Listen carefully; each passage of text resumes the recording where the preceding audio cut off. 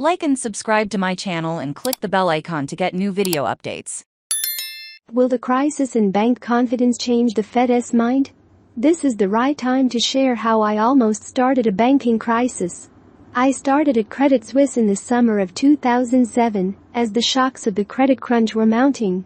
I ended a long day at work with an interview with Bloomberg TV USA, in which the topic of conversation was an alarming sell-off in bank stocks.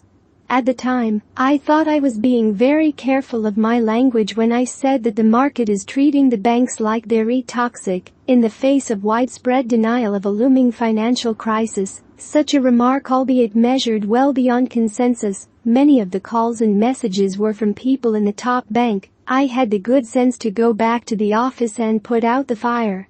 From that day on, I have a rule of thumb that crises must be erased within an hour. Of course, the fate of the banking sector through 2008 has the genius of my initial remarks reasoned. Now we jump into the breach again. Multiple banking crises in a week and central bankers willing to adapt. That much of the financial system, growth companies, bankers and investors, have not operated in an area of sustained high interest rates, suggests that they are now fished out of the financial waters. To that end, we have now entered a phase of market behavior where monetary policy is breaking things up.